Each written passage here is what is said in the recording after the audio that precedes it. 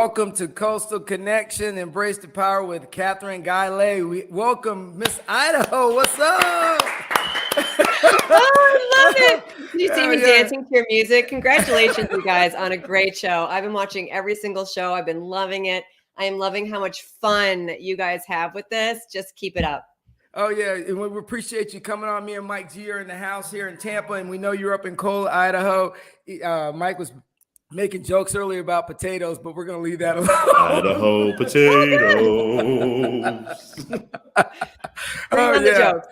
All right, so I am tracking that. You have an MBA and you were a businesswoman, and you've converted to like this naturalist, and I call you a naturalist out of my true heart, is because you're my Henry David Thoreau, that everybody needs nature. And so you have touched a lot of things. So right now, kind of give everybody out here a little background on where you're from and what you're about, and then we'll go further and ask you a couple questions. Sure, I'd be delighted. I'm so honored to be here with you guys. Again, you're so much fun. I love your show. I love what you're all about. So Vince and I were talking in the pre-interview chat. We go back to the Midwest. So I was actually born in Milwaukee, and I sort of grew up in Chicago and decided it was way too cold, which is really funny. And I was like, I just could not wait to get out of there. So then I went to school and I worked in places like Georgia and Texas and Mexico. And then I became an international consultant. And then I started to work on crazy, crazy projects across many, many time zones. And then I had my little kiddos. So my daughter was born in the year 2000. And that's important because the year 2000 is when we start to actually have these statistics that say that 1 out of 3 children born in that year will develop diabetes.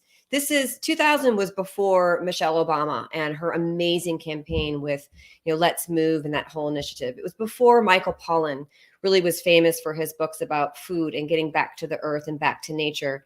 It was before Jamie Oliver and what he was doing with walking across school stages and dumping entire wheelbarrows of sugar on the stage and saying, this is what children are consuming on an annual basis. So I say all of that because it's those like points in our lives, whether it's, in my case, growing up in the household of a biochemist who constantly talked to me about science and nutrition, to having my own kids and then realizing if I wasn't going to be part of making a change, who was, for this generation. And then here we are in Idaho. We moved out here about 10 years ago, to really experience more of nature, because we can talk about food, we can talk about movement, we can talk about things that we can do for our mental state, but also nature, whether it's a patch of a sky from a city park, or it's looking at a blade of grass or a vast mountainscape. Nature is a really important part of how we get ourselves back into balance. And to me, that's what healing really is. Yeah, and Thoreau says we can never have enough nature. So I realize that you touched on the sugar and the diabetes thing, and it's a growing epidemic in America, and we don't take it serious enough. And I think that you're doing nonprofit work, and you brought it up prior to us getting on this about trying to get healthier choices, and in the schools get healthier choices. So let me hear a little bit about the nonprofit work you're doing and what you're trying to do to make a difference in the community. Sure. So Nurture was founded in 2008, and our mission is about having hands-on education to make nutrition fun. So how do you do that? Well, I'm going to kind of weave what you were talking about with sugar into how do you make something fun that has to do with nutrition. First off, you could never walk into a schoolroom and tell all the children that they were eating cookies and that was bad, or that chocolate milk that they're sipping on is bad. So one of the important things that we do at Nurture is we have a specific vocabulary. We talk about go foods that give you energy and they make you, do well in sports and do well on your tests. And then we talk about slow foods that kind of, make us not feel so good. Sometimes we can get a little bit sick when we eat too much, and then we feel kind of sleepy and we don't run so fast. So it's kind of about building a little bit of rapport with the kids, but it's also about getting them involved. So if you were to walk into a nutrition lesson that I was giving, I would probably not be standing at the front of the room. In fact, you'd be like, what is going on in here? Because kids would be like running around and consulting with each other. For sugar, what I do is I have these games where I bring in different food items I teach kids that 4 grams of sugar is a teaspoon, and then I teach them how to read labels. And then what we do is we go around, we have stations, and the kids have these little sugar cubes, which are also a teaspoon. And they're like trying to figure out like how many sugar cubes or 4 grams per cube or per teaspoon is in this item. And they'll be like consulting with each other, and they'll be peeking at the other kids' table. So they're really involved, and that's how they learn. The best thing, guys, is that I typically save the big Mountain Dew for the teacher. And by then, the kids have gotten pretty smart, and they, of course, love to know more than their teachers, right? And so I give them the answer, which, by the way, is 77 grams. So the teacher basically has to build this pyramid of sugar cubes as the kids are watching on, and they're like, more, more, more. So if you were observing this room, you'd be like, what is going on here? But afterwards, if you were to talk to those kids, most kids would say on their own, from their own choice, because of their own education and inspiration from that lesson, they're probably not going to be drinking a lot of Mountain Dew. They might be choosing something else, maybe water, and maybe that one cookie with lunch or something. So it's about inspiration, education, and choice, but of course involving the kids. So that's what Nurture is about. So, a question, Kathryn. So you pretty much use psychological things to show them that it's not good for you, all the sugar and stuff like that, and show them physically that things are breaking apart, and that's what happens in your body.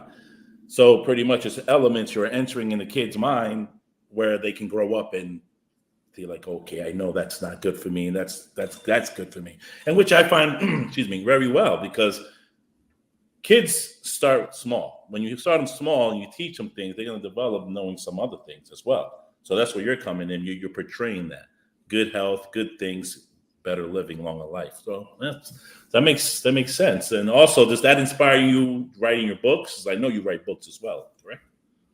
Yeah, well, thanks, Mike G. I mean, gosh, my books are definitely interwoven. I mean, our lives are just these incredible tapestries where everything seems to be intertwined. And so my books, my first book was called Mountain Mantras, and it's all about life lessons for wellness and for success in life. And it's actually a story. I weave in how I learned to ski and how humbling that was and what I learned, and then how that translated into how we can quickly remember things for being, well and successful in life. You're on my kids' books right there. Those are really my heart projects. So I would find when I would go to schools that kids would get really excited about eating a rainbow of fruits and vegetables. That's why I'm wearing my rainbow things, because really teaching kids about trying new foods and all the colors from Mother Earth, they're all so good for your body in different ways.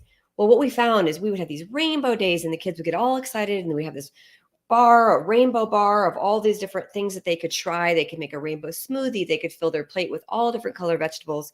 And the parents and teachers said, Kathryn, that made such a difference. We see huge changes, but guess what? It starts to wear off in a couple of weeks. So what we wanted to do was to create some leave behind so the kids could read books about why eating a rainbow is fun, why it's magical, how it helps you in all these different ways.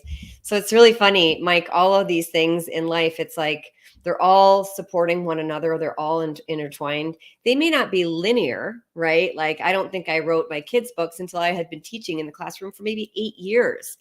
But now I have them today, and they're one of my most fun tools that I get to use.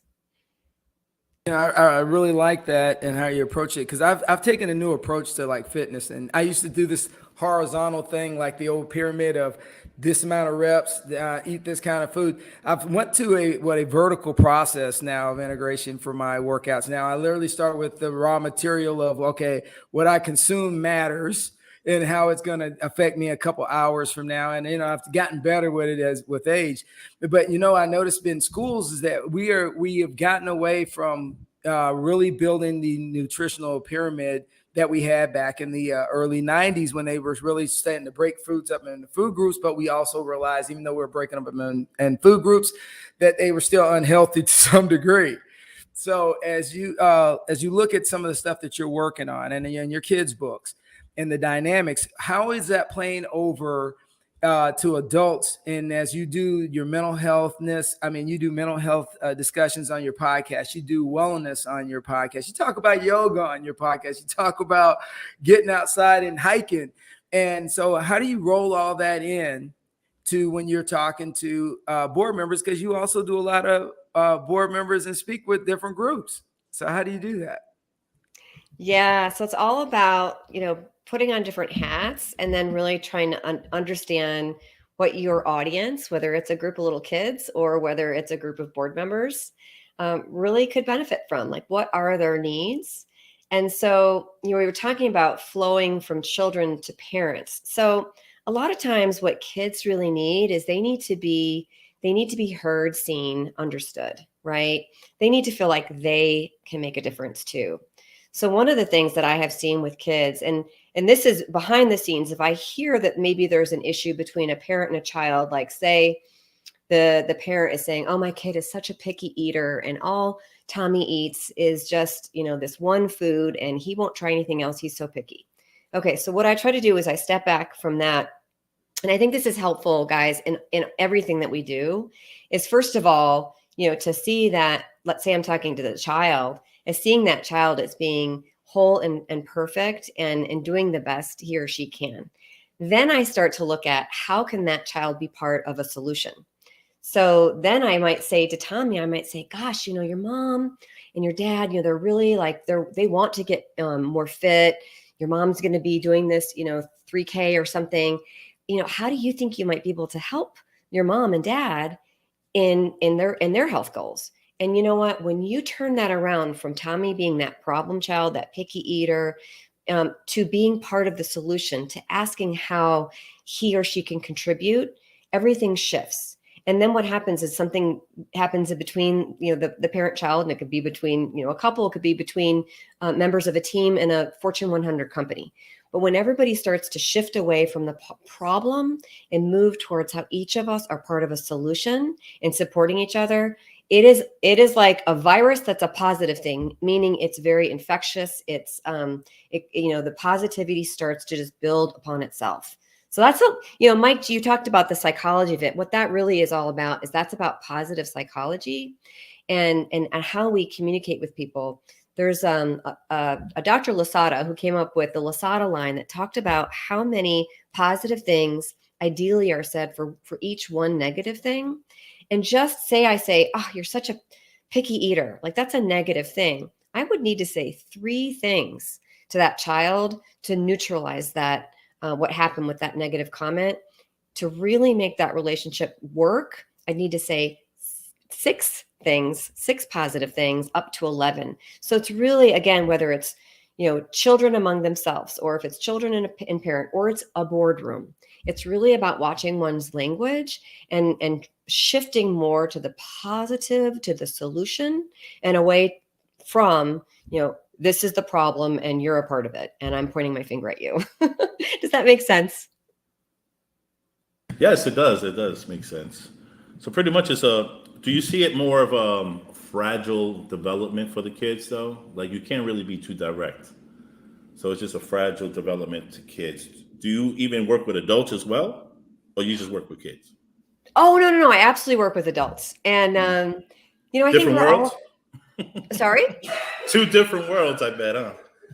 But the thing is we are actually so much the same. And in fact, I wish we could start to see ourselves truly as just being grown-up kids. And by the way, it wasn't that long ago that we grew up. We were talking in the pre-interview chat about laughing, and you guys are so good at like your jokes and laughing. The average kid laughs about 400 times a day. What do we think the average adult does? I'm going to have you guys guess. 2 times a day, maybe. 1. Yeah. I mean, it's less than 10, 2, 4, something like that.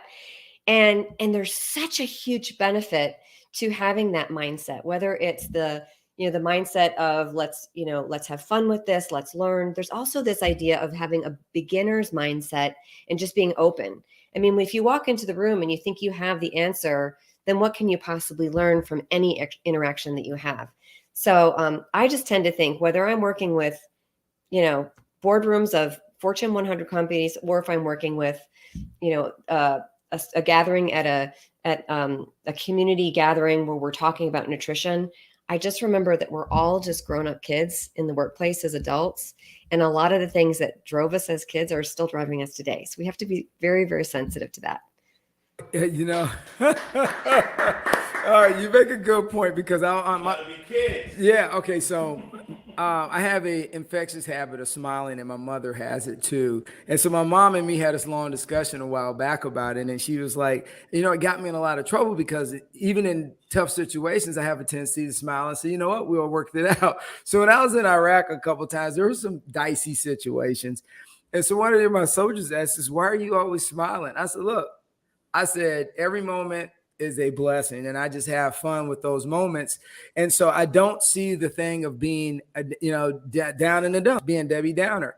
And so I realized when you talk about adults not smiling, it's so funny. When I was on active duty as a general, I would see everybody running around being stoic, and that's just not my personality to be stoic all the time, because I found that when I smiled, it made other people calmer. It made other people make me approachable. It made other people be able to talk to me about things they normally wouldn't talk to a person at my level about. So I'm going to concur with you 100%. But the next thing I want to touch on, and Mike, throw it up real quick, is her podcast. Real quick, throw them up, so I can get through this, because, hey guys, if you haven't checked out Mountain Mantra or Kat's podcast, they are rocking, and you go on her website and just check them out because they are really, really good, and the information is dynamic. So Kat, tell me, how did you get Mountain Mantra? Because that I was trying to wow, that's a different term. So kind of tell me, Mike, how did you come up with the concept, and then what made you launch the platform? Absolutely. Thanks so much for asking. And thanks so much. I'm so glad. Isn't it so great when you find out from your viewers or your listeners that people are enjoying the content? It just makes my day. So thank you. And so Mountain Mantras it was actually the title of my first book. And I didn't know until I had written the book and I was working with a publisher. We had a different name. It was actually going to be called The Smile Advantage. It's so funny. And one day I went to yoga, and this is sort of a great takeaway for people listening, is that when they're struggling and they're pushing and they're trying to get something done, I was trying to figure out what a better title for this book was. And finally I went, you know what? Forget it. I'm just going to go to yoga class and relax. And I went through my yoga class, and it was when I was lying on the floor in Shavasana, and I had nothing in my brain at all. And I was just lying there and went, oh, Mountain Mantras. That's going to be the title of my book, because what it is, it's a mantra is basically just like a short saying that you can kind of anchor into to keep you going. And that was what I had in my book about skiing and wellness and life. And I like that so much. When I interview people on my podcast, there's 45 minutes of information, but I'm able to kind of take away maybe 3, 6, 9, 12 mantras. And they're just these really short takeaways, so people can just get the mantras from the interview and implement that in their life. There it is. I mean, I must say that was enlightenment, I guess, came on you. But that's fine. Wow. So how do you get motivated to do your podcast? I see you have a lot of shows. How do you fit that in your schedule? How do you do that? I don't need any motivation for that. I absolutely love my podcast so much. I mean, I would do that morning, lunch and night if I could. It's one of those things, we need motivation for other things, but that one is just like the little kid in the candy store. I just can't wait to get onto my podcast. I like the variety of guests you have. Me and Mike were going through it the last couple of days. I like the different. It's just the variety of guests you have on there and subjects that you discuss. But the one thing that you always impact on is people's mental health. So let's talk about the mental health part, post-COVID, pre-COVID. Because this is not the first time in our history that we've dealt with pandemics. However, this is the first time in our history that we've had the tools to help people overcome their anxieties after a pandemic. And so kind of how did you, when the pandemic happened, just walk me through from when the pandemic happened, how you started seeing the world differently. Oh my gosh, it's so interesting that the start of the pandemic around March of 2020 was right when I was in the middle of interviewing a lot of people in the world of brain spotting. And brain spotting is a mental health therapy. It also involves somatic healings or somatic I don't want to use Peter Levine's word, but his word is somatic experiencing, which is like allowing the body to guide you towards, what might be next, right? And being open to uncertainty.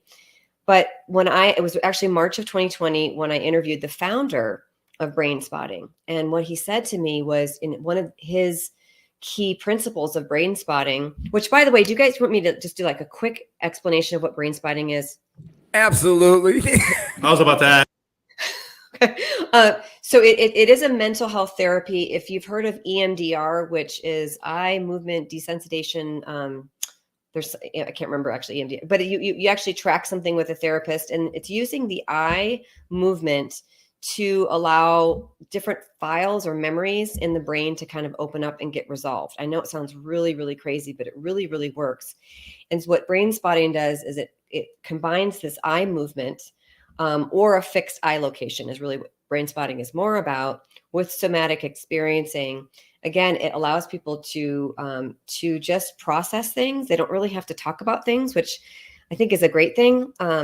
In fact, Vince, that's been used in a lot of situations where, veterans have had PTSD and they don't really want to talk about the situation, but they can come back and they can process it in silence with the therapist through brain spotting. So with the whole pandemic, when I was talking to David Grand, what he reminded me of was a few key things. One is that uncertainty is very, very difficult for human beings. So just being able to understand that we're not alone, that we feel uncertain, and that's very uncomfortable, I think is very important. The other thing, there's two more things. The second one is that what this pandemic created for us was basically an existential trauma, meaning we all these questions like, why am I here? How long am I here? Like, what are these things that are happening in this world? The pandemic really triggered a lot of the sort of existential thinking and trauma that we were having as a community as a whole. But here's the key thing, is that it also opened up, this whole circumstance opened up the possibility of change, meaning we know that we can't stay constant. There is nothing as constant as change. So can we come out of this whole thing a better version of ourselves? Can we go inside and do some inner work? Because that's where it really starts, so that we can show up as better versions of ourselves for each other, so we can come out of this pandemic on the other side. So that to me was kind of where I was at with mental health, with pandemic, and with brain spotting in particular. But if I can be part of a movement, the three of us, to remove the stigma that people have of mental illness, and instead just be aware that we are all part of this. This is, like an existential crisis across the globe, and then try to figure out how we can support each other so that we can move through this and hopefully come out better on the other side. Yeah, Mike, you got anything on that one? Because we're talking mental health. It was true. It was true, because I've seen a lot of people we all seen a lot of people, I should say, that were closed in for 30 days or something in the house. So that can right there, we're not really trained for that. We're not really used to that. We're used to getting up and getting out the house. So I could imagine how I'm pretty sure the world has changed because of all this. And you being a PhD, you can read this, and I'm pretty sure you're helping a lot of people as well that have gone through it, and I can see where you can get the enlightenment of helping, because you can see the change in people. I think people are more closed in right now as ever before. Am I wrong, you think? Miss Kathryn? Yeah. Are we closed in more than usual? Yeah, I think it's a tough question. I think, there's all different sides to the picture or to the sphere, or this multifaceted thing that we're looking at. But I would say, on the negative side, that I am sensing more fear. And I think what we have to remember is that, the opposite of fear, or the thing that really helps us to get out of fear, is love, right? So if we can move just a little bit from that fear and infuse that with love until it really is more love than fear, that is where I will start really, really clicking my heels and getting really excited. I'm optimistic, though. I'm optimistic that what we see in people retreating could potentially be that people are taking more time to be introspective. You know, if there's ever been a time to start a meditation practice or mindfulness practice, it's absolutely now. Taking times to cook meals at home, because the dinners and things out, that we used to have aren't as available, but that can almost be a meditative practice, chopping vegetables and things like that. So the optimistic part of me says there's a lot of fear, but the antidote to that is love. Absolutely. I like that. I like that. Yeah, as you look at our society now and the challenges that we face with the pandemic, let's just talk globally, all right? Globally, that people have to change, and and they had to make adjustments. And it's sad that we've lost a lot of people during this time, but this is not the first time in history that, because at the Black Plague, I think that 50% of the European population in England was pretty much wiped out from that plague. So I mean, we've done a lot better. Yes, I think the mental health piece is going to be a challenge, but I think this generation of youth, now that they've grown up in it, they've seen it, I think they'll have better tools in their bag to deal with things down the road. I mean, I don't know your perspective, but I truly believe that we're always resilient, but we still have to do a couple things. We got to get outside. We got to breathe. We got to walk. We got to breathe the air. And then we just have to do a lot better job at face-to-face meetings. It's easy to be reserved in this environment now. And I think face-to-face engagements really help people heal. And that's just my take on that one, Kat. So what's your thoughts? Oh, I am so optimistic, by the way, about the younger generation. I mean, so you were talking about your 17-year-old and you've got some older kids, but that is the generation that is, I really think they're going to turn this thing around. I mean, they don't have any of these petty grudges, and they want a peaceful planet. They want a healthy planet, and they want an open-minded planet. And you know what? They don't have a lot of tolerance for closed-mindedness. So I'm excited to see that generation come into more power, to have, when I say power, I mean, to be heard, to really be seen, to really be making a difference, because I think it's going to be great for everyone. I agree. I think the new generation is coming into a new time, a new dimension, a new shape of form, a new mindset. I agree with you on that. That's perfectly said. I appreciate that, Kathryn. I thought I was the only one that thought like that. Wouldn't you? Isn't it great? That's what we have here. It's so exciting. All right. Yeah. So as we keep shaping the world, Kat, I'm just going to say this. You are, as we get ready to wind down here, I'm just going to say we really appreciate you coming on. You are just this most vibrant ball of energy that keeps making a difference. And so before we go, if someone wants to get in contact with you, how do they do it?